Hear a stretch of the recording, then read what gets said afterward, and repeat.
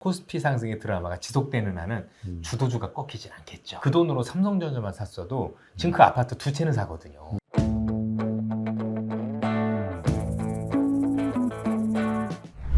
예, 여러분 안녕하십니까? TV조선 경제부장 안영영입니다. 예, 오늘은 신한증권 투자전략 애널리스트를 하시고 나서 지금은 AFW 파트너스 대표이사를 역임하고 계시는 이선엽 대표 모셨습니다.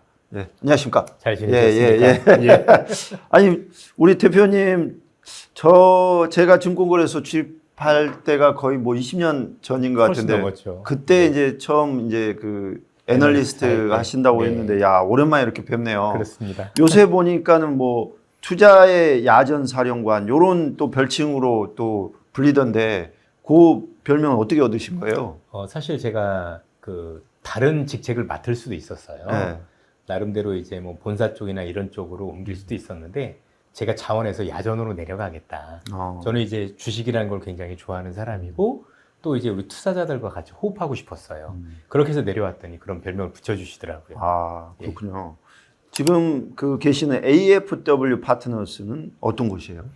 지금 신기사라고 해서 예. 뭐 사실 여러 가지는 다 할 수 있습니다. 네. 주식도 할 수 있고 또 비상장도 할 수 있고 뭐 매자닌도 할 수 있고 예. 여러 가지를 할 수 있는 회사라고 보시면 될 것 같은데 예. 현재 저희들은 국내외 비상장을 주로 많이 이렇게 투자를 해서 예. 향후에 조금 클 수 있는 기업들 이런 것들을 좀 투자를 많이 하고 있는 상황입니다. 그러면 일반인도 이 투자를 좀 할 수 있습니까? 할 수는 있지만 이게 예. 이제 사모펀드 형식으로 이렇게 되기 때문에 예. 나름대로 이제 뭐 못하진 않습니다. 할 수 있습니다. 예.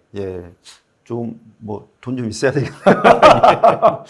아, 코스피 진짜 무섭게 네, 올라가네요. 맞습니다. 예, 뭐 코스피 뭐 7,000 뚫고 지금 장중에 7,500까지 네. 뚫고 지금 잠깐 보고 왔는데 삼성전자가 또 빠지는데 타더니 다시 오늘 또 올라가고 이렇게 보면 뭐 코스피 이제는 뭐 8,000, 9,000이 아니고 10,000포인트 가능하다.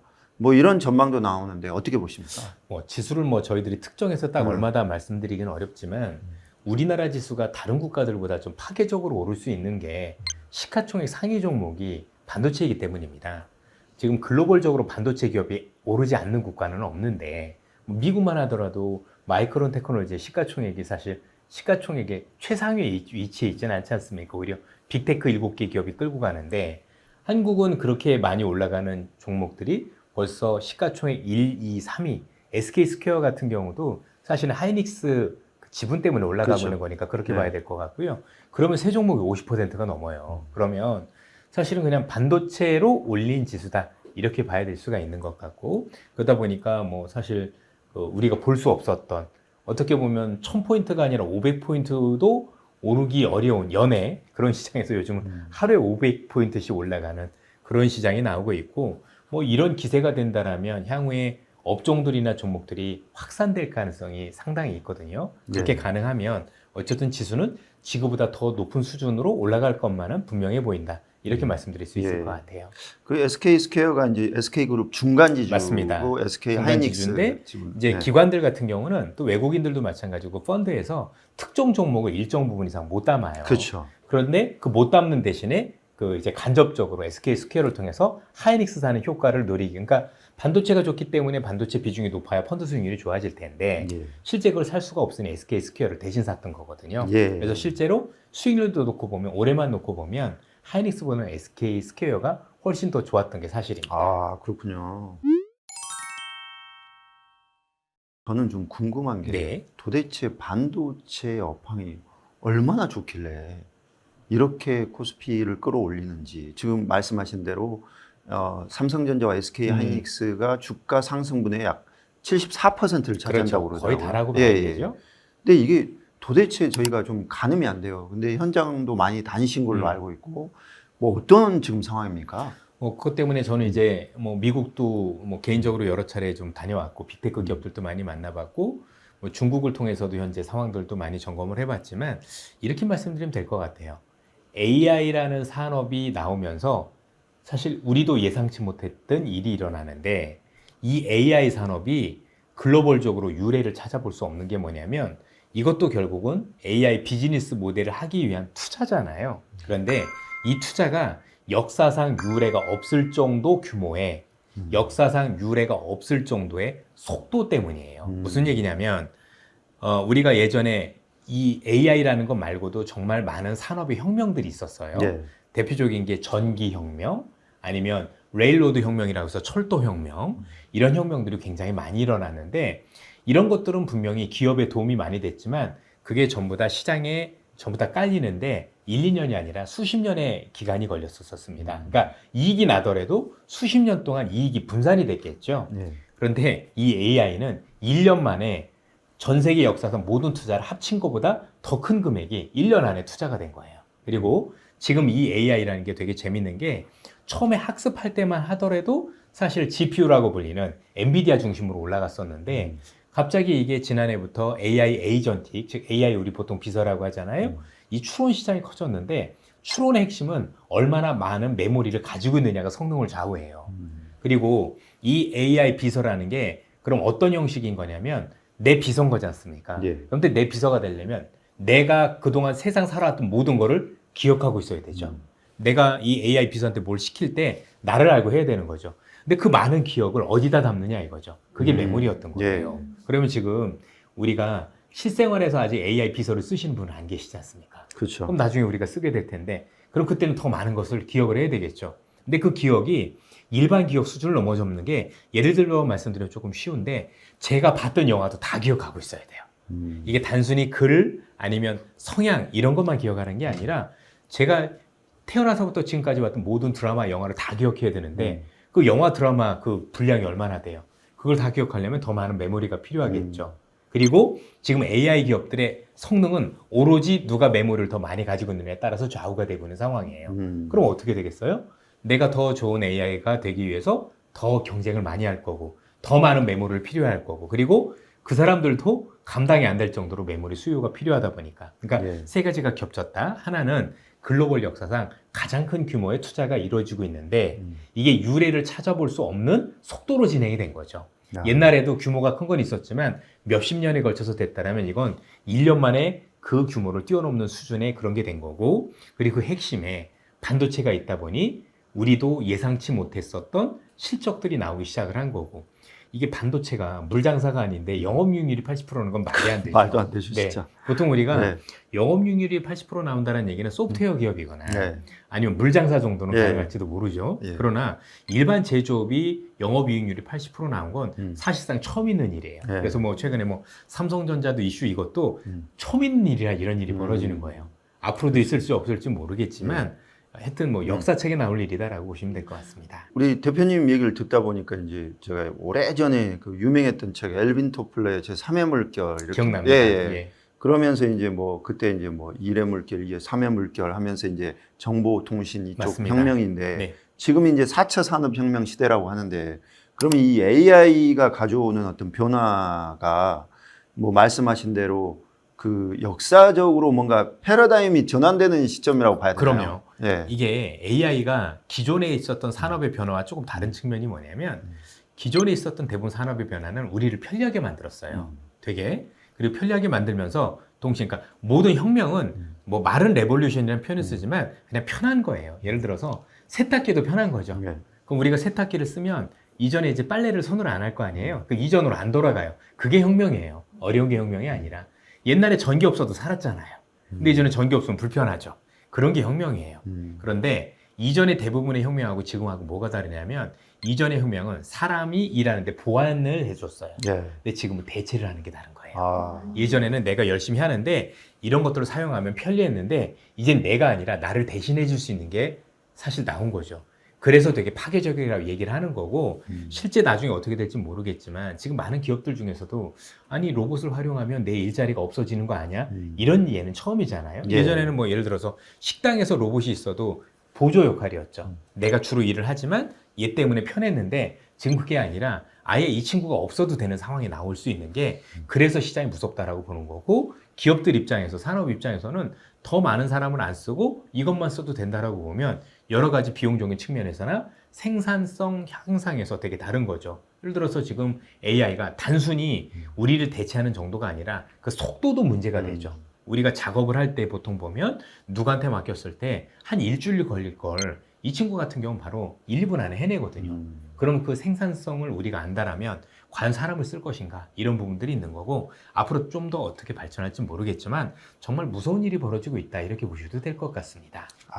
그때 그 산업혁명 당시에 이제 기계가 사람들을 대체하면서 이제 그때 자기 일자리 이런 걸 가지고 이제 반발하면서 나왔던 게 너다이트 운동이라고 맞습니다. 제가 들은 것 네. 같은데 약간 그런 식의 어떤 흐름이 좀 있네요. 더 크죠. 왜냐하면 이제 그렇습니다. 그때는 네. 산업 자체가 더 커버렸죠. 예. 그렇게 자동화되고 기계화되면서 어쨌든 더 많은 공장들이 생겨서 궁극적으로 보면 일자리는 더 창출하는 효과가 있었는데 이번엔 그렇지 않을 수도 있다는 얘기를 이 관련 업계에 계신 분들이 얘기를 하는 거고 그래서 나오는 게 뭐 로봇 관련 세금을 걷자 그래서 뭐 보편세를 주자 뭐 이런 얘기들도 나오고 있는 건데 실제 그렇게 될지 알 수는 없습니다만 나름대로 그 정도로 파괴력이 크다라는 게 시장의 어떤 기본적인 생각이라고 보시면 됩니다. 이미 우리 그 미디어 이런 쪽에 계신 분들도 알겠지만 저도 이제 친한 후배들이 이제 저기 M본부, 뭐 K본부에 전부 다 PD분들 되게 많으세요.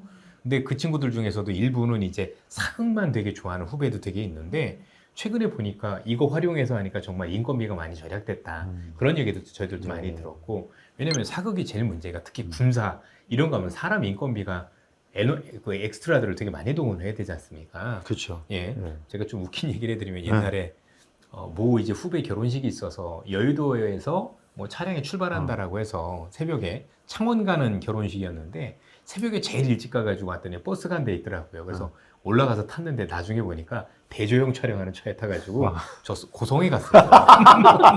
죄송합니다. 그런 일도 있었군요. 에피소드가 있었던 예, 그런 적이 그렇군요. 있었는데 예. 그때도 이제 그걸 보면서 느낀 건 정말 많은 엑스트라들이 있는데 그거를 AI를 활용하면 사실은 돈이 거의 안 들지 않습니까? 예. 이런 게 되게 가능해지는 거. 그러면 지금 우리가 볼 땐 기존에 있으셨던 그 애널리스트 분들이 일자리가 완전히 없어지는 그런 상황이 벌어질 수 있는 거죠. 지금 우리는 지금 역사적으로 뭔가 격동의 시대에 지금 살고 그렇다고 있네요. 봐야 됩니다. 예. 근데 또 이제 일부에서는 반도체는 뭐 제가 잘 몰라서 그 욕 먹었던 시크리컬 사이클이 있는 이 산업이고 그래서 이 사이클이 또 언제 끝날지 모른다 이런 얘기들을 많이 하고 이미 실적은 좋게 나오더라도 주가는 미리 선반영돼서 꺾일 수 있다 이런 걱정들을 하시는 분도 계시는데 이 부분은 또 어떻게 생각하십니까? 실제 이전엔 그랬었죠. 왜냐하면 네. 이제 반도체라는 게 쓰여지는 곳이 소비재였기 때문이에요. 예를 들면 소비재다. 컴퓨터 네. 아니면 스마트폰 이런 기계들이었는데 결국엔 이런 기계들은 소비에 따라서 경기에 따라서 영향을 많이 탔던 거죠. 예. 예를 들어서 경기가 굉장히 좋아지면 많은 분들이 컴퓨터를 바꾼다거나 예. 아니면 휴대폰을 바꾸는 일들이 많았고 예. 경기가 어려워지면 좀 오래 쓰지 이러면서 우리가 흔히 얘기하는 사이클이라는 게 있었던 건데 예. 근데 반도체 같은 경우는 사이클 기업이기도 하지만 대체로 혁신이 일어날 땐 사이클이 아닌 경우도 많아요. 예를 들어서 99년도 닷컴 버블 때도 그랬죠. 예. 물론 뭐 이게 10년 간다, 20년 간다 이런 개념은 아니라 하더라도 뭔가 대규모 투자가 이루어질 때는 그 사이클이 무너지는 경우도 많았어요. 비근한 예로 한 10여 년 전에는 또 미국에서 플랫폼 열풍이 불고 플랫폼 열풍 때문에 또 우리가 흔히 얘기하는 데이터 센터들이 많이 지어지면서 삼성전자 하이닉스가 많이 오른 기억도 있지 않습니까? 예. 지금은 그때보다 그게 더한 거죠. 예. 그리고 제가 보기엔 이번 사례가 되게 특이한 게 뭐냐면 실적을 선반영하지 않은 것 같아요. 왜냐하면 이익의 증가 속도가 너무 빨랐고 그 다음에 주가 오름세도 빠르다 보니까 업계 내 애널리스트 분들도 사실상 여기에 대해서 언제가 꺾일 거냐 고민을 많이 하지 앞으로 더 이렇게 많이 갈 거다라고 얘기하신 분들은 아직도 좀 드물지 않느냐. 그래서 제가 보기엔 아직도 주가라는 게 실적을 다 반영하진 않았다라고 보는 게 맞는 것 같아요. 왜냐면 지금 보통 우리가 12개월 선행 EPS라고 보통 얘기를 그렇죠. 많이 하는데 예. 그런 것들을 감안했을 때 밸류에이션이 예. 글로벌에서 제일 싼 주식이에요. 맞아요. 이렇게 네. 올랐음에도 네. 불구하고. 그러면 보통 우리가 일반적으로는 뭔가 주식이 비싸다라고 느낄 때는 미래에 있는 실적까지 다 반영을 해서 그렇죠. 그 실적을 반영했었을 때 주식이 먼저 선반영이 되고 그러면 그 다음에 대한 고민이 있었을 때 우리가 비싸다라고 얘기를 많이 하는데 지금은 제가 볼 땐 나올 수 있는 실적도 다 반영을 안 한. 왜냐하면 일단 많이 올랐지만 그 실적이 장기화될 수 있을 거냐. 그러니까 얘기 나올 때마다 달라요. 예를 들면 지난 분기에 나왔었을 때는 이게 올해까지 지속되는지 봐야 된다. 이런 얘기를 하더니 또 이제 올해 또 이렇게 오르고 나니까 이게 또 장기적으로 지속되는지 봐야 된다. 계속 그런 얘기를 하면서 사실 나온 실적도 전부 다 반영을 안 시키는 그런 모습들을 많이 보이고 있거든요. 그렇게 놓고 본다라면 제가 보기에는 아직까지는 나올 수 있는 실적을 다 반영한 건 아닐 가능성이 높다에 저는 무게를 두고 있습니다. 그럼 뭐 아직 애널리스트들이 예측하지 못한 수익의 영역이 여전히 남아있다. 이렇게 보시면 되겠네요. 지금까지도 제대로 예측들을 예. 하지 못했죠. 예, 예. 그럼 이건 애널리스트들이 잘못했다라는 것보다도 네. 이렇게 속도가 빠르게 증가한 사례가 사실은 없어요. 아, 그리고 지난 4분기 실적, 그러니까 1월에 발표했던 실적 또는 올 4월에 발표했던 1분기 실적 모두 다 애널리스트 전망치보다도 생각보다가 아니라 어마무시하게 차이가 났죠. 예. 그 얘기인즉슨 뭐냐면 애널리스트들이 이 정도 좋을 거라고 생각한 것보다도 더 좋은 거예요. 예. 그러면 그렇죠. 앞으로 다음이나 그 다음 분기는 더 좋을 수도 있는 거지 않습니까? 그렇죠. 근데 아직까지도 그런 것들에 대해서는 그렇게 공격적으로 얘기들을 안 하시는 것 같아요. 아, 왜냐면 모르니까. 예. 그렇죠? 결국은 초강세장의 특징 중에 하나가 뭐냐면 이번 사례만 그랬던 게 아니라 대부분의 사례에서도 그렇지만 애널리스트가 실적과 관련한 주가 전망을 선제적으로 하기보다는 원래 그게 직업이어야 되는데 예. 후행적으로 따라가는 아. 해설 수준이 돼가고 있는 거죠. 그래서 그렇군요. 제가 보기엔 예. 뭔가 나중에 주가가 뭔가 야 이거 불안한데 정말 좀 단기적으로는 정말 문제가 생길 수 있어라는 시점은 되려 반대로 현재 있는 많은 애널리스트들이 이제는 이런 것들을 포기를 하고 아니 내가 계속 뒷북 치다 보니까 문제가 생겼어 하니까 갑자기 본인이 앞서서 나갈 때가 있을 예, 거예요. 예, 예. 그렇죠? 대부분의 애널리스트들이 그럴 때가 제가 볼 때는 아. 오히려 좀 조심해야 될 때가 아닌가라는 생각도 가지고 있습니다. 예. 사람이 지표가 될 수 있는 시장인 것 같아요. 예. 그 삼성전자 말씀하신 대로 뭐 12개 1년치 예상 수익률을 이렇게 적용을 하면 우리 흔히 이제 퍼가 지금 4, 5배, 4, 5배밖에 안 된다. 그렇죠. 그래서 예. 극심한 저평가다라고 맞아요. 이제 이렇게 네. 얘기를 하는데 또 일부에서는 이런 성장주 투자를 할 때는 퍼가 높을 때, 그러니까 기대감이 높을 때 샀다가 실적이 나와서 이제 퍼가 낮아질 때 팔아야 된다. 또 이런 식의 또 사이클 주식일 땐 그랬어요. 일반적인 사이클 주식일 때는 그 말씀이 정확한 말씀인데 네. 지금은 그 실적이 아직 다 반영됐다고 얘기할 수가 없는 수준이기 때문에 그래요. 어차피 지금 대부분 애널리스트 분들이 사실상 실적을 제대로 추정한 적도 없는데 지금 정점이라고 얘기한 거 추정한 거는 과연 신뢰할 수 있느냐에 대한 고민도 있을 거고 그럼 지금 이게 삼성전자나 하이닉스한테 물어볼 게 아니라 이 정답은 빅테크 기업들한테 물어봐야 될 거거든요. 아, 그렇죠. 그리고 그 빅테크 기업들 같은 경우는 앞으로 반도체 관련 수요를 줄일 거냐 이거죠. 일단 생존이 걸려있는 문제인데 네. 줄일 수는 없지 않습니까? 네. 더 많이 필요해야 될 거고 네. 궁극적으로 그렇게 본다면 지금이라고 끝이라고 얘기하기는 어렵죠. 대신에 이제 이런 상황이 있을 수 있다라고 봐요.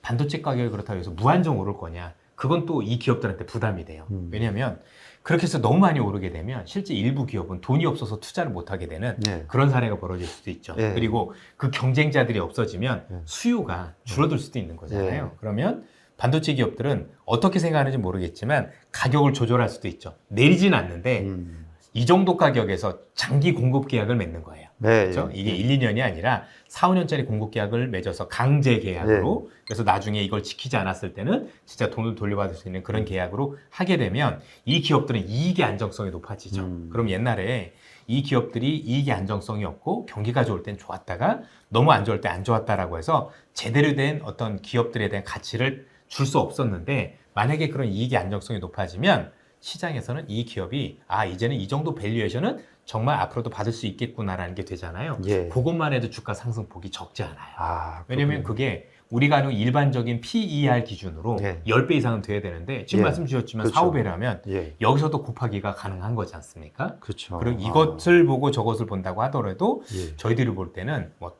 단정 짓기는 어렵지만 앞으로 조금 더 여기가 끝은 아닌 것 같다. 이렇게 보는 게 합리적인 것 같습니다. 그 말씀하신 대로 지금 삼성전자 하이닉스 장기 계약, 그 3년짜리 뭐 장기 계약을 맺고 있다는 이 보도도 나오고 실제로 하던데요. 그런 것 같습니다. 그렇게 나오던데 이런 부분들이 결국에는 그 전에 사이클이 있는 산업으로 보기에는 이제 조금은 이제 구조적인 변화가 있다라고 그럼요. 보시는 거죠. 그리고 하나 네. 놓치지 말아야 될 건 뭐냐면 같은 사이클 주식이라고 하면 우리나라 기업들도 있지만 미국에 있는 마이크론 같은 경우도 똑같은 기업이잖아요. 네. 근데 그 기업은 우리보다 가치를 2배를 더 받고 있어요. 예. 그럼 제가 같은 외국인 투자자라면 딱 놓고 볼 때 어디가 더 쌀까요? 똑같이 이득을 내는데 더 이득을 내는데 이 기업이 반값밖에 안 된다고? 그러면 뭘 선택을 할까요? 그걸 우리는 보통 글로벌 피어라고 많이 합니다. 네. 이게 글로벌 비교 기업이란 표현을 많이 쓰는데 그런 관점에서 볼 필요가 있겠죠. 지금 주변에서 계속 저한테도 물어보고 가장 현실적인 고민. 네. 지금이라도 삼성전자와 SK 하이닉스를 사야 되냐? 이 질문들을 참 많이들 하더라고요. 사실 어려운 질문이고요. 네. 제가 지금 그 질문을 1년째 듣고 있습니다. 1년째 듣고 있어요. 1년째 모든 방송이나 매체에서 단 한 번도 빠지지 않고 이게 도대체 무슨 짓들일까요? 어이가 없는 거죠. 왜냐하면 그만큼 시장을 모르면 안 되는 거지 않습니까? 그래서 제가 지난해 여름에 금반지란 단어도 만들어서 그걸 제가 만든 거니까. 또 그 조우를 하셨군요. 네. 그래서 뭐 태조 이방원도 제가 만들었었던 거고 금반지, 그다음에 지난해 연말에는 이태원, 전부 다 했었던 건데 뭐 그때부터 했었는데 어쨌든 이렇게 생각을 합니다. 이 친구들이 주인공이잖아요. 주인공이 죽으면 시장도 드라마도 끝나는 거지 않습니까? 그러면 이 드라마가, 이 코스피 상승의 드라마가 지속되는 한은 주도주가 꺾이진 않겠죠. 저는 그렇게 말씀드리는 게 더 합리적인 것 같습니다. 뭐 한간에서 이제 지금 최근에 삼성전자 목표가 50만 원, SK 하이닉스 목표가 300만 원 이렇게 제시가 나오니까 이거 지금 주식 팔아먹으려고 하는 상술이다.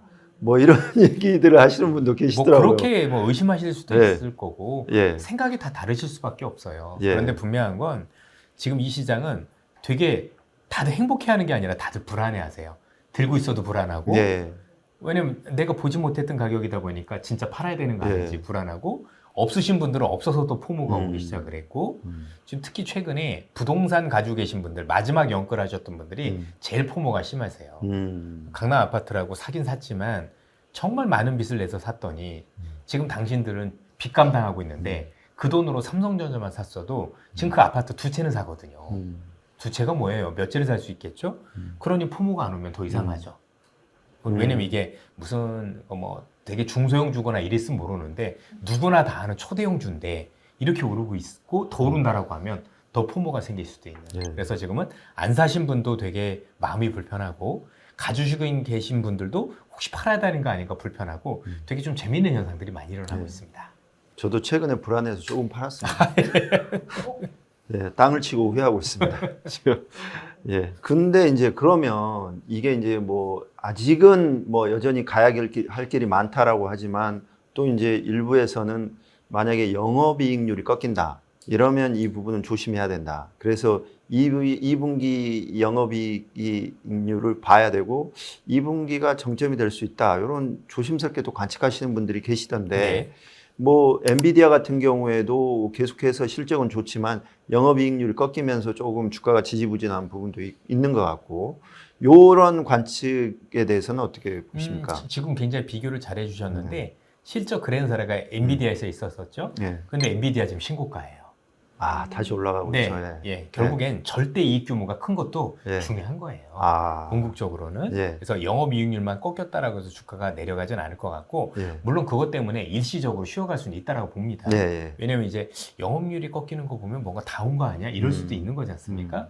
그런 합리적인 의심이 있을 수 있지만 그래도 절대 이익 규모가 굉장히 커지면 사실상 주가는 더 올라가는 경우들을 우리는 목격을 하고 있다. 그래서 엔비디아의 어떤 영업이익률과 주가를 비교해 보시면서 보시면 좋은 교보제가 될 것 같습니다. 그렇군요. 그럼 잠시 쉬어갈 때가 또 투자 포인트가 될 수도 있겠네요. 있지도 않을까. 그러니까 지금은 너무 많이 오르니까 다들 언제 팔 거냐 그 얘기만 하시지 더 갈 거냐 생각들은 별로 안 하시는 것 같아요. 근데 그 생각들이 되려 바뀌면 전 그것도 꼭지라고 봐요. 그래서 지금은 되려 그 사람들의 여러 가지 군상들을 보면서 투자 심리나 이런 것들이 군중 심리에 의해서 너무나 한 곳으로 대해서 얘기를 하실 때 그때가 오히려 저는 조금 더 여러분들이 고민을 하고 아니면 조금 더 쉬어가거나 아니면 비중을 줄여야 될 때가 아닌가 이렇게 말씀드릴 수 있는 것 같습니다. 인간 지표로는 이구동성으로 좋다라는 얘기가 나올 때 좀 조심해야 된다는 얘기신 거죠? 지금 조심조심 너무나도 계속 그런 하나도 아니고 야 영업률 꺾이면 어떡해? 아니면 또 뭐 2분기가 꺾일 수도 있다는데 뭐 여러 가지 얘기들 다 그렇잖아요. 그런 얘기들이 이제 쏙 들어갈 때 또는 지금 이제 일부 방송에서 계속 반도체가 안 된다고 주장하시는 몇 분이 계신데 그분들이 생각 바꿀 때 그분들이 생각 바꿀 때 100%입니다. 비관론자들이 이제 낙관론으로 바뀔 때 그렇군요. 근데 인간 지표가 그렇다고 하면 뭐 객관적인 지표나 뭐 이럴 때는 조금 이제 조금 우리가 고민을 해야 될 때가라고 하면 어떤 때가 있을까요? 이번 시장이 그 어느 때보다도 주가 예측이 어려운 이유가 뭐냐면 일반적인 상황이 아니다 보니 사실 반도체가 언제 꺾인다라고 얘기하기가 어려워요. 무슨 얘기냐면 지난해 초만 해도 반도체에 대해서는 낙관적이진 않았어요. 네. 물론 HBM은 되게 좋았지만 D램 상황이 좋지 않았기 때문에 삼성전자가 4만 원대까지 빠졌었던 겁니다. 네. 그런데 갑자기 기술이 변화하면서 D램에 대한 막대한 수요가 있었었지 않습니까? 그러면 앞으로도 5년, 10년 동안 계속해서 이런 막대한 수요가 있을 거란 보장도 없는 거죠. 예를 들어 지금 시장에서 제일 문제가 반도체 가격이 너무 많이 오르고 반도체 수요가 너무 많아서 걱정인 건데 그럼 기업들은 가만히 있을까요? 어떻게 하면 반도체를 덜 쓸까에 대한 기술 개발도 하고 있을 수 예, 있지 않습니까? 예. 궁극적으로 그런 기술 개발들이 계속 될 거라는 얘기죠. 예. 항상 세상은 뭐 우리가 고유가일 때 뭐 하이브리드 이런 게 나왔던 것처럼 우리가 반도체라는 거 되게 좋은 건 알겠는데 어떻게 하면 이걸 덜 쓰면서 똑같은 성능을 낼 수 있을까에 대한 기술 개발도 있을 수 있는 거예요. 그런 것들이 나오게 되면 또 상황이 달라질 수 있는 거니까 제가 보기엔 반도체 진짜 고점은 우리가 생각하는 일반적인 사이클에서 찾아야 되는 게 아니라 이런 것들에 대한 효율화를 위한 기술이 혹시 우리가 생각했던 것도 빨리 벌어지는지 이런 것들을 보면서 사실 매일매일 체크하지 않으면 놓칠 수도 있겠다. 그래서 몇 년이 간다라는 얘기는 저는 거기에 대해서 동의한다 안 한다가 아니라 모르는 거예요. 아무도. 예. 그렇죠. 그래서 좀 더 주가 전망이 어렵지 않나 이렇게 말씀드리고 싶습니다. 그러네요. 예, 신이 아닌 이상 그걸 그렇죠. 어떻게 전망하겠습니까? 그래서 지금은 오히려 예. 반도체 기업들 아니면 애널리스트들의 목소리는 전 중요하다고 생각하지 않고 예. 그분들도 이건 모르시거든요. 네. 그것보다는 빅테크 기업들이 얘기하는 그 기술적인 어떤 변화에 대해서 좀 더 제가 볼 때는 촉각을 네. 곤두세우는 게 맞다. 이렇게 말씀드리고 싶습니다. 빅테크 기업 얘기하시니까 지금 그럼 빅테크 기업들이 사실은 이 AI 시대를 맞아가지고 정말 졸면 죽는다라는 심정으로 그냥 어마어마하게 투자를 그렇죠. 하고 있잖아요. 그리고 여기서 누군가가 도태되면 이제 그 기업은 이제 사실 역사 속으로 사라질 수도 있는 그럼요. 거고. 그러면 어찌됐건 간에 이런 경쟁 속에서 뭔가 뭐랄까요? 거품이 발생을 할 수도 있고 과잉 투자가 발생할 수도 있고 그런 부분들을 또 저희가 염두에 좀 둬야 되는 건가요? 그렇겠죠. 일단은 과잉 투자 부분은 아직까지는 걱정할 단계는 아닌 것 같아요. 네. 보통 우리가 일반적인 과잉 투자의 개념은 뭐냐면 사실 성능이 똑같을 때 과잉 투자 얘기가 많이 나와요. 네. 똑같은 성능인데 너도 하고 나도 하고 이런 식이면 대표적인 게 2차 전지 같은 거죠. 아, 예. 2차 전지 같은 경우는 지금은 조금 다르지만 우리가 되게 어려웠던 게 뭐냐면 우리나라 역사상 모든 대기업이 똑같은 산업에 투자한 첫 사례였었어요. 2차 전지가 옛날에만 해도 뭐 삼성그룹 하면 반도체, 그죠? LG 하면 전자, 뭐 SK 하면 뭐 정유, 뭐 텔레콤 이런 식으로 딱 나눠져 있었는데 어느 순간인가 똑같이 다 투자했지 않습니까? 아, 예. 그런데 성능 차이가 뭐 대단했나요? 뭐 배터리가 물론 이제 일부 기술 경쟁력은 있었지만 그렇죠. 그런 것들을 우리가 보통 일반적인 공급과의 수요에 비해서 너무 남았던 거죠. 아. 그런데 지금은 어때요? AI는 투자한 만큼 성능이 나오잖아요. 제가 그런 표현 많이 쓰는데 과외시켰더니 고액과외시켰더니 그 고액과외만큼 성적이 오르고 있어요. 아. 이걸 우리가 과잉해서 과외를 했다라고 얘기를 못하죠. 네. 성능 나오니까 제일 중요한 건 이제 뭐 우리 애들이라고 하면 안 될 것 같고 다른 데처럼 정말 많이 들였더니 성적이 똑같다. 그거는 과잉 투자입니다. 아, 그런데 그렇군요. 어쨌든 고액 과외를 했더니 네. 서울대 가더라. 아, 예. 그럼 해야죠. 음. 지금 그 상황이에요. 그래서 기업들도 힘들어하는 거예요. 차라리 예. 내가 이렇게 투자했는데도 성능이 같거나 전체적으로 놓고 봤었을 때 뭔가 별다른 게 없다란 모르는데 아니 투자한 만큼 좋아지는 거 어떡하겠어요. 이게 정말 그 기업들을 더 힘들게 만드는 거라고 생각을 하고 있습니다. 아니 이게 보면 이제 AI 밸류 체인 이렇게 얘기를 하면 전력 설비, 뭐 원전, 광통신, 6G, 피지컬 AI 뭐 네. 이렇게 많더라고요. 지금 전력 설비는 반도체 못지않게 네. 지금 가고 있는 것 같고 원전은 약간 오르긴 하지만 생각보다 많이 안 오르는 것 같고 광통신은 기대감으로 너무 많이 오른 것 같고 AI 밸류 체인 또 어떻게 보세요? 지금 말씀 주신 것처럼 그게 전부 다 한 묶음으로 되는 건데 이 AI가 옛날에 다른 산업하고 다른 게 뭐냐면 보통 우리가 토큰을 생산한다고 얘기를 많이 하는데 그러려면 젠스랑이 얼마 전에 비교한 게 5단 케이크라는 게 있었어요. 그러니까 이게 잘 되려면 AI가 되려면 제일 먼저 전력이 제일 먼저 필요해요. 아, 이 전력을 가지고 반도체 칩이 있어야 되고 이 반도체 칩을 바탕으로 데이터 센터를 만들고 이 만들어진 데이터 센터에서 AI 앱이라든가 이런 게 작동을 해서 토큰이 발생을 해서 지금 우리가 AI라는 게 이렇게 되는 건데 잘 보면 우리가 알고 있는 전력 관련 산업은 구경제 산업이거든요. 예. 그래서 신경제 산업이 구경제를 이끌고 있는 그리고 지금도 의외로 실제 부족한 건 반도체보다 전력이 더 많이 부족해요. 아, 그렇습니까? 근데 예. 그래서 실제 좀 말씀 주셨지만 예. 일부 전력 관련주들은 지금 반도체는 게임이 안 될 정도로 많이 오르고 있어요. 예. 굉장히 아. 전선 관련주들 지금 예. 수십 배씩 오르고 있고 예. 이런 상황이기 때문에 실제는 더해요. 그런데 우리가 왜 전력 부족이라는 게 잘 안 보이느냐? 반도체도 부족해서 그래요. 그러니까 반도체가 충분히 확보되면 이걸 돌릴 만한 전력이 부족할 텐데 지금도 부족하긴 하지만 반도체를 못 구하고 있으니 그만한 전력을 못 돌리고 있어서 우리가 그나마 전력이 이 정도로 부족한가 잘 못 느끼고 있는 거예요. 아. 예, 지금 미국에서 전력이 어느 정도로 부족하냐면 예. 너무 많이 부족해서 기존에 했던 발전 가지고는 안 돼서 예. 그래서 최근에 뭐 미국의 블룸 에너지나 이런 것들이 많이 오른 건데 예. 예. 지금 선박 엔진까지 동원해서 발전을 하고 있고 예. 항공기 엔진 가지고 돌리고 있고 화력 발전은 전부 다 재개가 됐어요. 어. 그리고 태양광, 뭐 풍력 다 할 거 없이 예. 다 갖다 때려박아도 부족한 상황이에요. 아. 그럴 정도로 굉장히 심각한 상황이다라고 보시면 됩니다. 예, 그 선박 엔진 얘기하시니까 이 데이터 센터에 뭐 선박 엔진 쓴다고 해서 또 우리나라 선박 엔진 업체 그렇죠. 주식들이 또 네. 오르더라고요. 그래서 저는 또 깜짝 놀랐습니다. 네, 그럴 정도로 지금 전력이 다급한 거고요. 아. 그래서 미국에서도 지금 재밌게 많이 오는 게 캐터필라라는 회사잖아요. 예. 이 회사는 굴삭기 회사인데 예. 굴삭기 팔아서 돈 된 게 아니라 결국 그 디젤 엔진으로 해가지고 전력 설비하는 보조 설비하는 이것 때문에 오른 거거든요. 아. 그러니까 얼마나 전력이 많이 부족하냐 이거죠. 아, 그렇군요. 그러면 원전과 SMR 이쪽도 상당히 유망하겠네요. 시간을 두고 보면 그렇다라고 보는 게 합리적인 것 같아요. 아. 왜냐면 이제 지금 앞서 말씀드렸던 이런 발전 설비 가지고 버티는 건 한계가 있어요. 어떻게 보면 얘네들은 버티는 용인 거고 주 발전은 뭔가 내가 나중에라도 진짜 끊이지 않고 뭔가 지속적으로 발전 가능해야 되지 않습니까? 사실 원전 외에는 대안이 없다고 봐야 되죠. 최근에 건설주들이 진짜 어마어마하게 오르는 것도 이런 그것도 기대감. 영향입니다. 예, 예. 예. 이제 왜냐면 이제 원전이라는 거 건설하게 되면 거기에 EPC라고 해서 건설 부분이 있는데 예. 이게 영업이익률이 50% 가까이 되잖아요. 아. 예, 전체 공사에서 그러다 보니 그 기대감도 묻어 있다라고 봐야 될 것 같습니다. 아, 이거 뭐 AI 밸류 체인은 어마어마하네요. 종합 우리가- 예술이에요. 예, 예. 예. 뭐 저희가 그냥 오랫동안 그 여기서 떨어진 낙수를 좀 오랫동안 받아 먹어도 되겠다는 생각이 드네요. 그렇죠.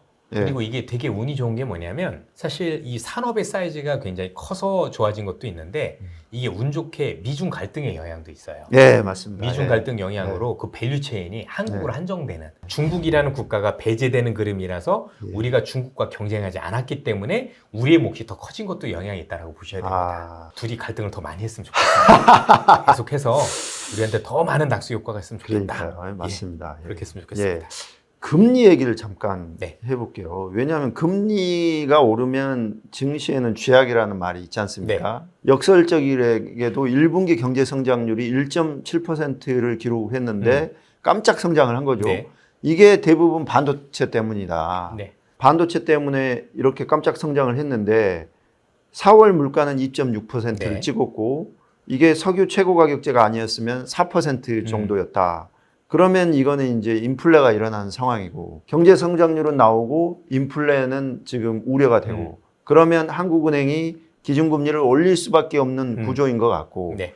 그렇게 되면 이제 시중의 유동성은 떨어질 테고 네. 또 증시로 가는 자금들이 줄어들 테고 그러면 증시도 좀 조정이 있지 않을까 이런 해석들도 나오는데 여기에 대해서는 어떻게 생각하십니까? 그 조정이 일시적인 조정이라면 그 얘기가 맞는 것 같고 예. 추세를 꺾는 게 아니라 네. 금리 인상기 때 주가 빠진 적이 없어요. 아, 그렇습니까? 예.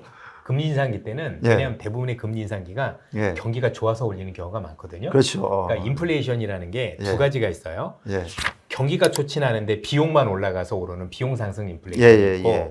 또 경기가 좋아서 수요를 견인하는 수요 견인 인플레이션이 있는데 예. 지금은 분명히 우리 경제가 좋아지고 있는 거예요. 그렇죠. 많은 분들이 야 반도체만 좋지 나는 안 좋아. 안 그래요. 시차를 두면 확실히 좋아져요. 왜냐하면 지금 우리나라에서 반도체만 좋은 게 아니라 아까 뭐 변압기도 있고 많은 기업들이 다 같이 좋아지고 있거든요. 예. 그러면 이 기업들에 있는 근무하신 분들이 올해 성과급을 안 받을까요? 받아요. 그럼 이분들 돈 안 쓸 거라고 생각을 하세요? 시차가 있을 뿐인 거지 경기 확실히 좋아집니다. 물론 지금 양극화 때문에 정말 많은 서민분들이나 아니면 우리에서 자영업자분들이 어렵다는 건 저는 충분히 이해합니다. 그러나 예. 경제 자체로만 놓고 보면 좋아지는 건 사실이에요. 그리고 그로 인해서 경기가 오르면 오히려 돈이 줄어들 것 같은데 그렇지 않은 게 지금 못 들어오는 분들이 오히려 경기가 좋아진다니까 그걸 믿고 들어오신 분들이 많이 늘어나요. 그렇죠? 그러면 금리 인상기 때 주가가 빠지는 게 아니고 금리를 다 인상을 해서 진짜 절대 금리가 너무 높아서 우리 목을 옥죄할 때 그때가 위험한 거고 그렇군요. 금리 인상할 때는 주가 빠진 사가 없습니다. 아, 그렇군요. 네. 대신에 이제 예. 원래 인하기였는데 갑자기 인상기로 전환될 때는 한번 탈이 나는 건 맞는데 예. 그건 일시적인 조정이었지 추세로 훼손하진 않습니다. 예. 지금 말씀하신 대로 금리 인상기 때 주가가 빠지진 않는다. 그럼요. 예, 예. 경기가 좋은데 왜 빠져요?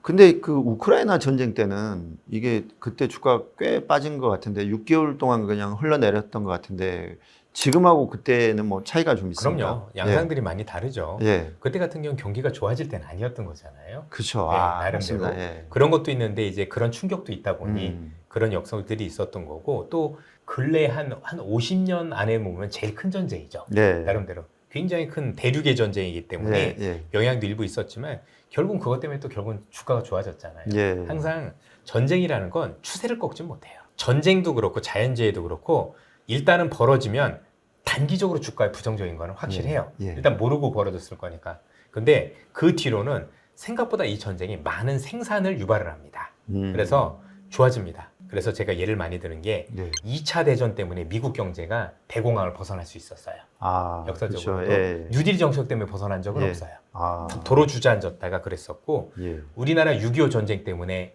일본이 패망했다가 다시 재건하는 계기가 됐고 그렇죠. 월남전 때문에 또 한국 경제도 성장하는 계기가 됐었던 걸 모르시진 않을 겁니다. 네. 그래서 전쟁은 정말 가슴 아픈 거지만 예.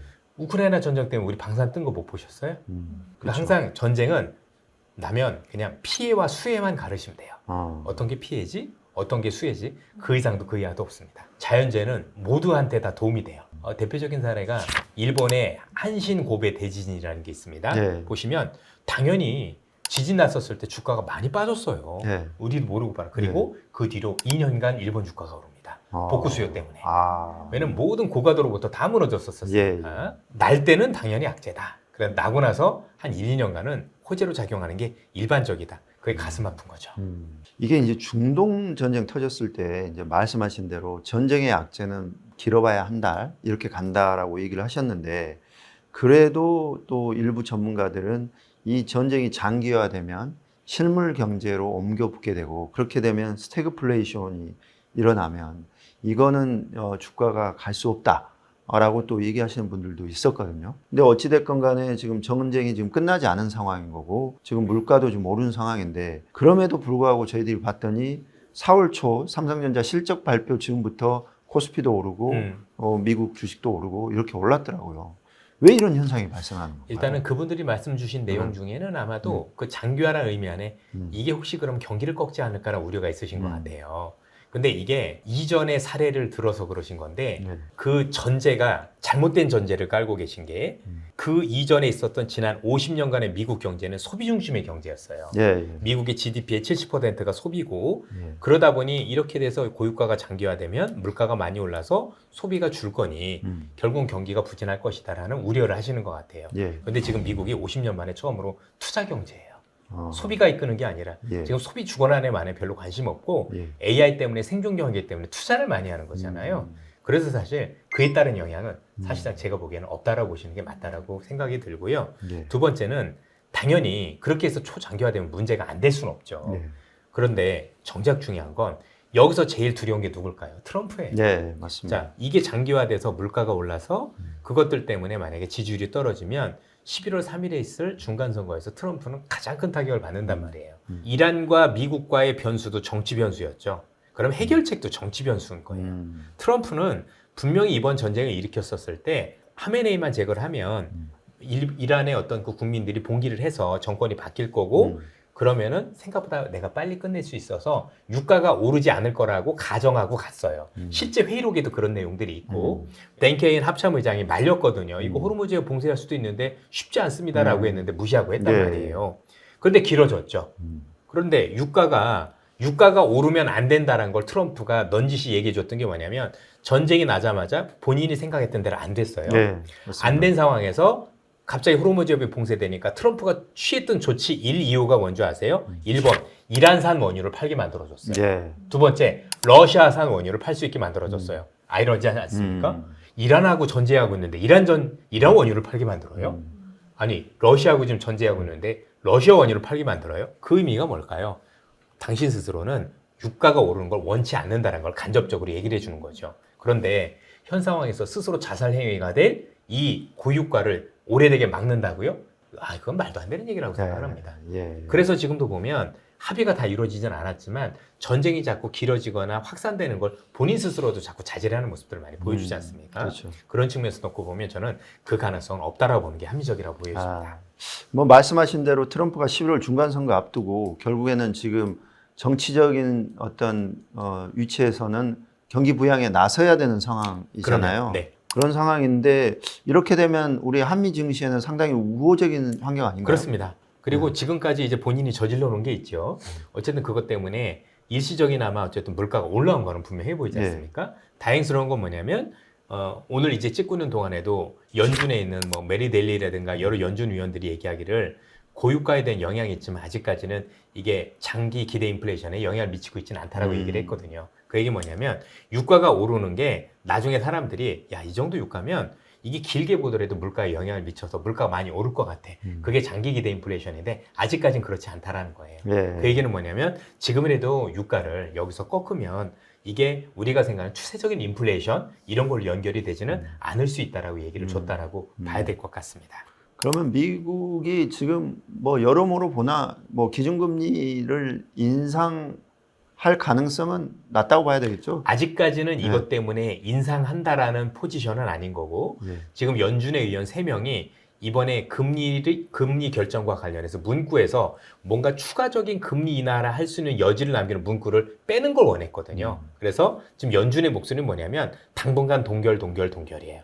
계속해서 동결을 통해서 이 현재 진행되는 전쟁이나 고유가에 대한 여파를 확인하고 싶어하는 의지를 되게 담았다. 이렇게 보시면 될 것 같습니다. 분명한 건 이전엔 그래도 인하 기대가 좀 컸다라면 지금은 인상은 아니지만 그래도 일단 동결을 통해서 사태를 확인하겠다 이렇게 보셔도 되겠습니다. 그러면 뭐 지금 주변에서 보면 뭐 11월까지 중간선거 전까지는 미국은 지금 증시 부양책을 쓸 것이고 그렇게 되면 특별한 돌발 변수가 없으면 미 증시가 올라가고 한국 증시도 뭐 동조 현상에 의해서 같이 따라 올라갈 수 있는 환경이 조성된다. 적극적으로 주식 투자를 하자 이런 분들도 계시던데 합리적인 사고겠네요.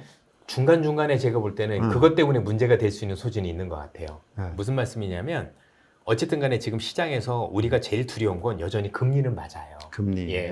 금리가 추세적으로 오를 때 경기가 좋아서 올리는 건 문제가 없는데 우리는 여전히 아직도 저금리를 얘기를 하고 있고 인하에 대한 기대가 있고 또 안 올릴 거라고 생각을 했는데 혹시 중간에 금리를 이제는 더 이상 동결이 아니라 인상 쪽으로 미국이 가닥이 잡히면 한 번은 조정이 있을 수 있다고 봐야 됩니다. 물론 추세를 꺾는 건 아니지만 근데 재밌게도 그렇게 지수에 부정적인 영향을 주는 게 아이러니하게도 경기가 좋을 때예요. 경기가 좋으니까 금리를 더 이상 내리지 않고 올려야 된다라고 얘기를 할 때잖아요. 그래서 오히려 많은 투자자분들께서 야 경기도 좋아지고 있어. 그래서 주식 투자해야 돼 할 때가 한번 브레이크가 걸리는 재밌는 시점이 될 거라고 보셔도 될 것 같습니다.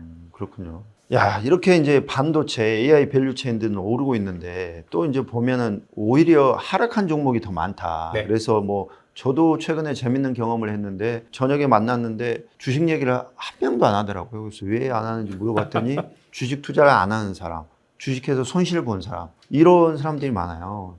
왜 이런 현상이 나오는지 아까 얘기하셨던 K자 양극화 때문에 그러는 건지 그런 것보다는 시장의 중심이 없기 때문입니다. 네. 항상 시장을 움직일 때는 시장을 움직이는 원동력이라는 게 있는 거죠. 지금 우리 경제가 좋아서 오르는 게 아니라 AI라는 걸출한 산업에 투자가 있었기 때문이에요. 그럼 많은 투자자분들 포트폴리오에서 AI와 관련된 기업들을 가지고 계셨으면 정도의 차이지 수익이 있으셨을 텐데 거길 벗어난 거죠. 그분들은 그 투자가 꼭 틀렸다고 말씀드릴 수는 없지만 나름대로 시장의 원리는 벗어났다라고 볼 수가 있는 것 같습니다. 물론 투자하는 분들에 따라서 나는 기업의 가치만 놓고 보기 때문에 하는 분들도 있을 수 있겠지만 개인 투자자분들은 대부분 그거보다는 뭐가 좀 좋아 보여 이런 식의 투자가 있을 수 있는 건데 항상 보면 중심에 있느냐 없느냐 차이가 저는 굉장히 크다라고 생각을 많이 하고 있습니다. 그런 측면에서 벗어난 게 아닌가라는 생각이 들고요. 두 번째는 이런 거예요. 개인 투자자분들이 대부분 잘못 겪고 있는 이런 투자의 방향이 뭐냐면 지금 투자자 그 어떤 분한테 물어봐도 뭐가 좋아요 하면 지금도 말씀 주셨지만 좋은 걸 모르신 분은 없어요. 그런데 문제는 뭐냐? 이 기업들이 비싼 거예요. 가격이.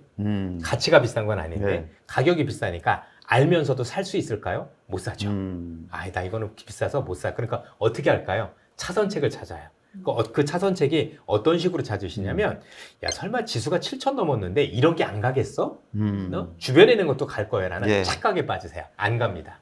안 가요. 예. 시장이 오르는 건 오르는 원리 때문에 가는 거예요. 예.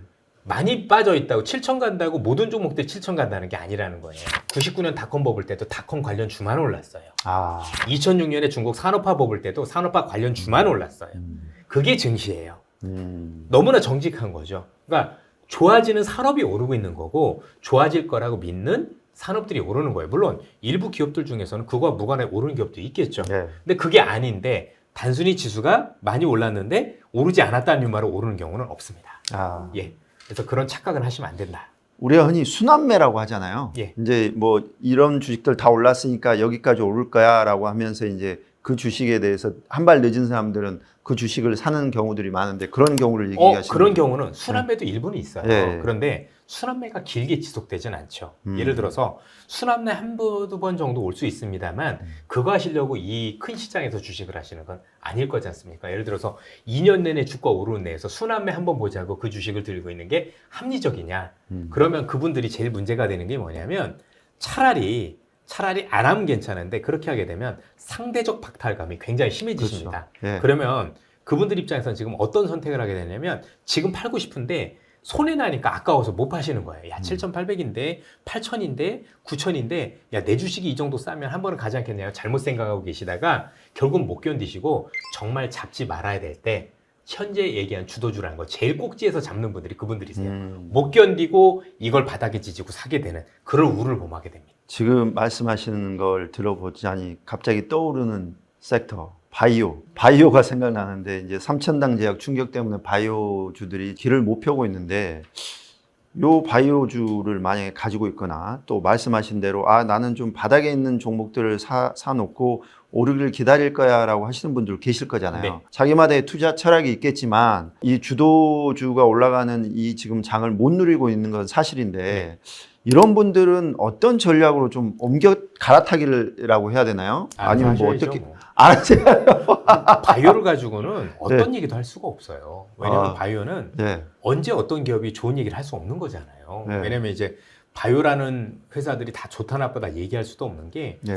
이러다가 뭐 AI와 무관하게 어떤 기업도 신약 개발했어요. 예. 그럼 또 많이 올라갈 수도 있고. 예. 그래서 원래는 너무 시장이 오르니까 바이오가 손해되는 것 같지만 사실 이 시장이 오르기 전까지는 바이오가 제일 좋았었어요. 그렇기 때문에 바이오가 꼭 좋다 나쁘다 이렇게 얘기한 게 아니라 그걸 좋아하시고 투자하신 분들은 그걸 또 잘 견디셔야 되는 거고.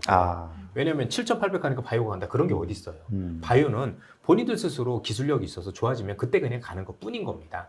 그리고 제약 바이오를 투자하셨던 분들이 아시겠지만 그걸로 돈 버신 분들 그 기다림의 미야 그 고통은 되게 큰 거예요. 예. 그들만의 돈 리그라고 생각을 합니다. 예. 그래서 뭐 반도체 오르니까 지수 오르니까 바이오도 올라야 된다 그런 건 없는 거고 예. 다만 바이오는 개별 기업에 따라서 오히려 삼성전자가 더 많이 오를 수도 있는 거예요. 예. 그렇죠. 그러니까 예. 그건 그래서 알아서 하시는 전략밖에 방법이 없습니다. 왜? 그 기업마다 다 다를 거고 기업마다 신약 개발을 잘할 수 있는 기업도 있고 아닐 기업도 있을 텐데 그거를 전부 다 하나로 묶어서 이 집단이 된다 안 된다 얘기 드리는 건 제가 볼 때 할 수 있는 얘기는 아닌 것 같습니다. 그러면 뭐 새로 뭐 투자를 하려고 하는 분들이 이제 뭔가 그 증시의 중심에서 이렇게 놓을 수 있는 주도주를 찾는 방법 이런 것들은 뭐가 있을까요? 공부를 많이 해야죠. 네. 쉽게 돈 버는 게 주식이 아닙니다. 예. 주식은 위험 자산이잖아요. 예. 그 위험을 아는 거에 대한 대가를 갖는 거고 그 위험을 안을 때 그 위험하면서도 수익을 잘 낼 수 있는 방법이 되려면 철저하게 그 위험이 현실화되지 않도록 막는 그런 방법들도 있을 거 아니에요. 열심히 공부를 해야 되겠죠. 열심히 또 유튜브 보면서 전문가들 의견도 들어보고 그런데 예. 공부도 그렇지만 예. 그분들의 얘기를 믿으면 다 안 되는 거고 예. 참고로 해서 내 생각을 가지고 있어야 되겠죠. 생각. 그리고 항상 내가 옳다가 아니라 시장이 옳다라는 생각을 가지고 있어야 돼요. 예. 그러니까 꼭 고민해야 됩니다. 저거 기업은 왜 오르지? 저 기업은 왜 더 좋은가? 그러면서 시장에서 얘기하는 것처럼 많이 올랐으니까 이런 얘기가 아니라 왜 많이 올랐어? 그리고 많이 올랐는데 더 오를 가능성이 있나? 이렇게 고민을 해봐야 돼요. 자꾸 가격만 가지고 비싸니까 해야 되냐 말아야 되냐? 이런 질문이 굉장히 우매한 거란 얘기인 거죠. 본인이 공부 안 하고 뭐 세칭, 뭐 저도 마찬가지겠지만 저도 다 맞출 수 없는 건데 해가지고 저 사람이 한 달에 했다 그래 했다 그런 게 어디 있습니까? 투자는 본인 스스로 해야 되는 거 책임도 본인이 지르는 거고 좋은 유튜브 들었다고 성공할까요? 아니잖아요. 우리가 고3 때 좋은 인터넷 강의 들었다고 해서 서울대 다 갔습니까? 아니지 않습니까? 네. 본인이 그만큼 해야 되는 거예요.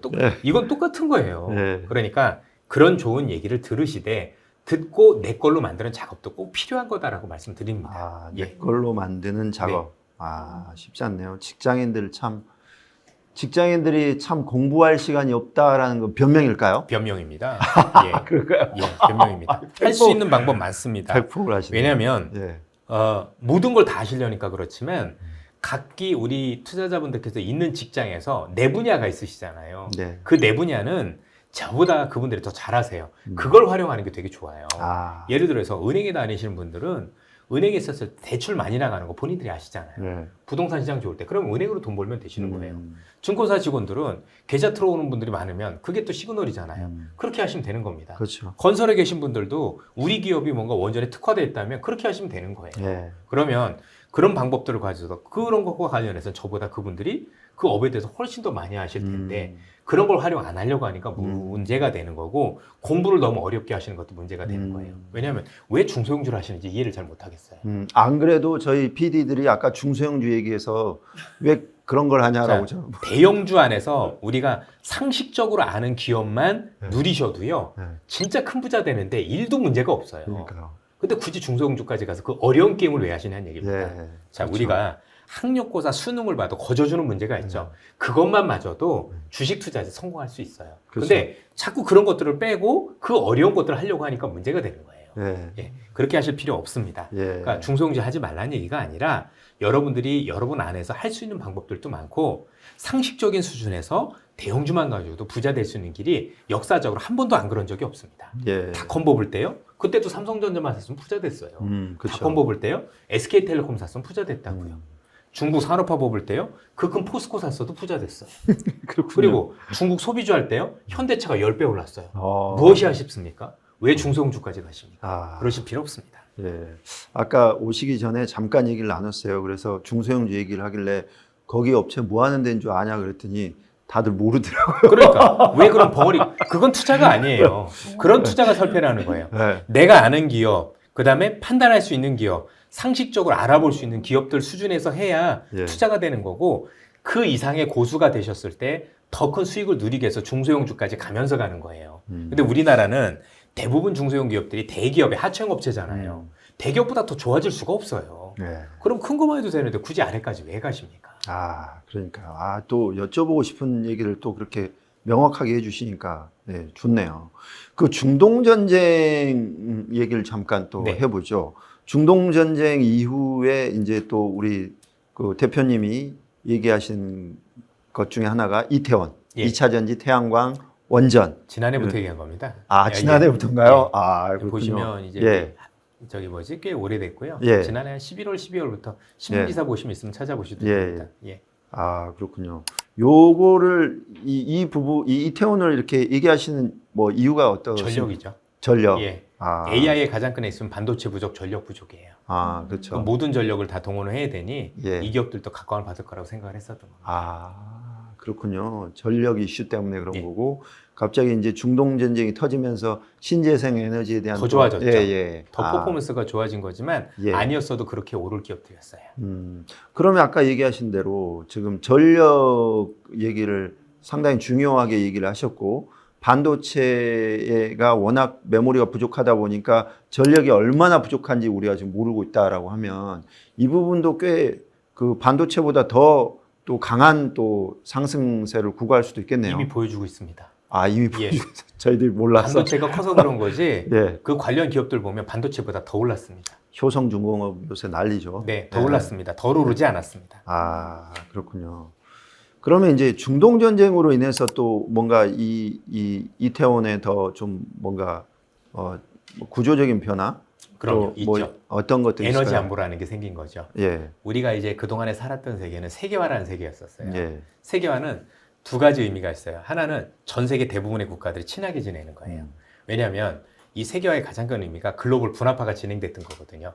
효율화를 위해서 예를 들어서 미국이 본사는 있지만 제조업은 우리가 알고는 중국에 있다든가 베트남에 있다든가 이런 식으로 그리고 이제 우리가 중동에서는 또 에너지를 주고 또 중남미 이런 데서는 또 자원을 갖다 주고 이러면서 서로 역할을 가지고 가장 싸게 만드는 방법을 구가했던 게 우리가 알고 세계화의 가장 큰 단점이었었어요. 그래서 세계화 시대에 있었을 때는 물가가 그렇게 높지 않았어요. 그렇죠. 여러분들 저희 어렸을 때 공무원이 그렇게 선호 직장이 아니었었어요. 제가 고등학교 졸업할 때는 공무원이 왜 선호 직장이 아니었냐면 사실 봉급이 그렇게 생활하기에 참 적당하지 않았기 때문이었었던 건데 제가 졸업하고 나서 한 10여 년 정도 지나니까 이제 공무원은 고시가 돼 있더라고요. 그건 왜 그러냐면 임금이 많아서라기보다도 뭐 공무원분들은 지금도 열심히 일하시지만 그거보다 못 받으시는 거잖아요.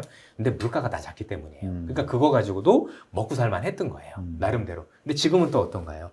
물가가 너무 높다 보니까 그 봉급 가지고는 이제 조금 생활하시기가 또 어려워지게 됐죠. 그러니까 또 인기가 떨어지고 있는 맞습니다. 거고요. 예. 그런데 이 세계화 시대가 끝났죠. 이제는 각자 도생하는 시대가 됐고 그러다 보니까 모든 것들이 다 안보화돼 버리는 거예요. 에너지도 이제 쉽게 못 구하고 그 다음에 생각하는 자원도 쉽게 구하지 못하고 그러니까 특히 에너지는 어느 나라든 산업이든 뭐가 있으려면 기본적으로 전력이라는 게 있어야 되는데 이걸 확보하기가 어렵다 보니까 자국 내에서 중동이 없이도 아니면 러시아, 우크라이나가 없이도 내가 원활하게 전력을 생산할 수 있는 안보의 관점에서 전력들이 오르기 시작을 한 거고 그러다 보니까 이 관련 기업들이 오를 수밖에 없는 거죠. 왜냐면 화석연료가 아닌 거를 가지고 만들어야 되는 거잖아요. 그런 것들 몇 개 있을 텐데 그런 것들이 이런 관련 기업이라고 보시면 되겠습니다. 전쟁의 시대, 균열의 시대에 결국에는 에너지 안보가 뜰 수밖에 없다. 예. 시작이라고 봐야죠. 이런 예. 것도. 이제 거기와 또 연관선상으로 요새 이제 조선 방산 이 부분도 또 조금 그 얘기하시는 분들이 있던데 그런데 또 일부에서는 이 부분도 너무 고평가돼 있다. 이미 그래서 조금 부담스럽지 않느냐라고 얘기들을 하는데 어떻게 보세요? 많이 올라서 그런 얘기를 해주실 수 있는데 뭐 또 전쟁이 계속 날 거잖아요. 지금은. 왜냐면 이게 지금 갈등의 시대가 그냥 갈등의 시대가 아니에요. 지금 많은 분들이 지금 3, 40년 동안 전쟁이 없어서 그러시지만 원래 글로벌은 전쟁이 많은 게 정상의 시대에 있었어요.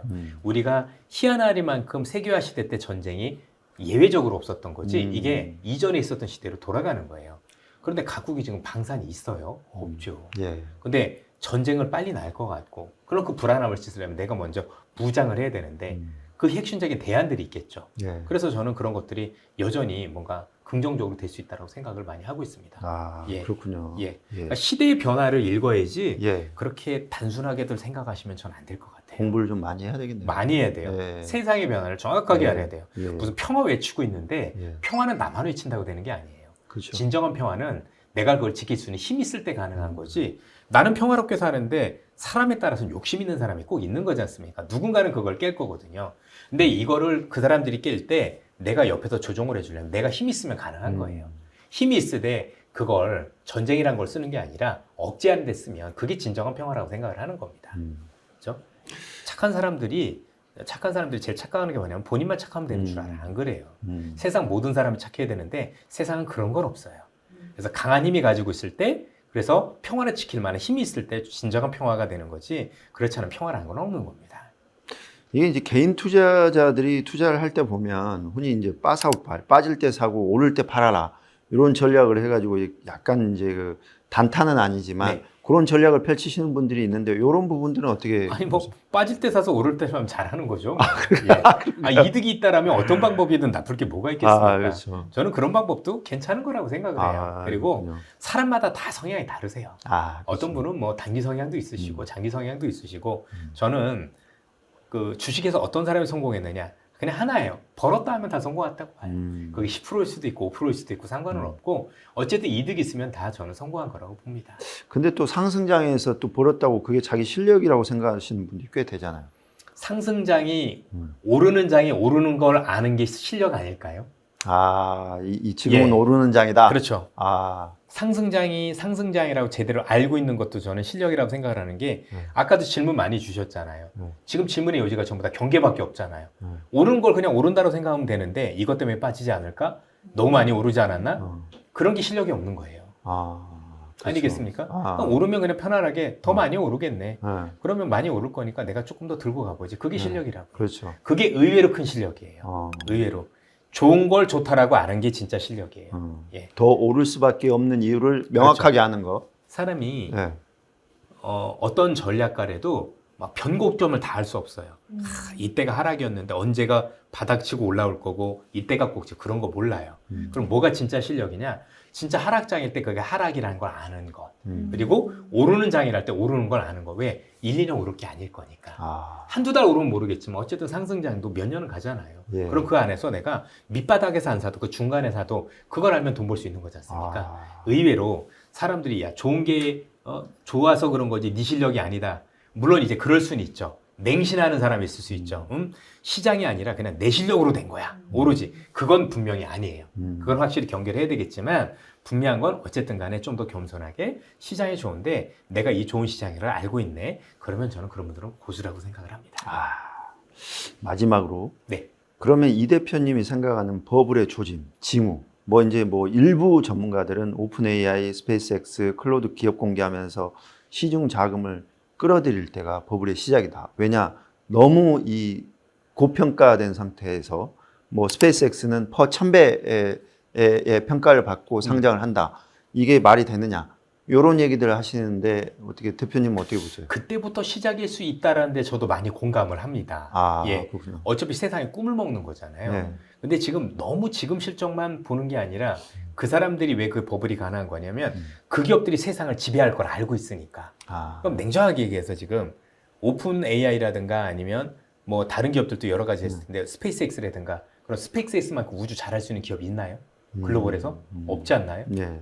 그러면 이 기업이 단순히 좋다 나쁘다가 아니라 이 기업이 나중에 우주선을 쏠 때 제일 싸게 쏘는 거잖아요. 네. 왜냐면 지금 메카질라라 그래서 네. 일단 우주 로켓을 잡는 기업들도 있고 그럴 수 있는 기업이 네. 있나요? 없지 않습니까? 그렇죠. 네. 그렇죠. 그러면 나중에 그런 기업들이 생기겠죠. 네. 그러나 그 이전까지 이 기업이 다 세상을 지배할 거라는 기대를 가질 것 같아요. 예. 그래서 비싸다라는 데 적극적으로 동의합니다. 근데 비싼 게 말도 안 되는 가격으로 올라가는 게 버블이거든요. 비싼 건 버블이 아니에요. 네. 비싼 건 고평가라고 얘기를 하는 거고요. 비싼 거보다 이건 말도 안 돼? 라고 하는 게 버블이거든요. 예. 그러면 버블이라는 걸 달 수 있는 기업들은 어떤 기업일까요? 실적이 나오는 기업일까요? 아니죠. 실적이 나오면 버블이 아니죠. 네. 그럼 뭘 먹는 기업이죠? 꿈을 먹는 네. 기업이죠. 네. 예. 그러면 그런 기업들이 가능하겠죠. 저도 그래서 지금 말씀 주신 것처럼 그런 기업들이 상장될 때 뭔가 버블이 제대로 시작될 가능성이 높다라고 저도 개인적으로 생각을 하고 있습니다. 그렇군요. 오늘 너무 명쾌하게 좀 설명을 해 주셔가지고 저희가 이제 궁금해했던 것들이 많이 풀린 것 같습니다. 별 말씀. 예. 이게 강세장인 걸 아는 것도 실력이다. 예. 저도 알고 있고 우리 PD들도 알고 있어서 저희들은 좀 실력자인 것 같아서 그럼요. 좀 뿌듯하네요. 되게 고수신 것 같습니다. 돈은 못 벌고 있지만 예, 오늘 이선엽 대표님 너무 감사하고요. 오늘 이선엽 대표님이 얘기하신 것 중에 여러 가지 너무 정말 투자할 때 좀 명심해야 될 것들을 많이 얘기를 해주신 것 같아요. 그래서 이 영상을 보시면 아마 투자하실 때 꽤 많은 도움이 될 것 같다는 생각이 저도 듭니다. 네. 작은아마 도움이 되셨으면 좋겠고 제 얘기도 제 개인적인 생각인 거니까 좀 걸러서 들어주시고 제가 좀 낙관적인 경향이 있습니다. 예, 그러니까 그런 점들을 감안해서 판단은 이렇게 좀 알아서 해주셨으면 좋겠습니다. 돈은 항상 낙관적이어야 번다고 그러더라고요. 그건 맞습니다. 그렇더라고요. 오늘 감사합니다. 고맙습니다.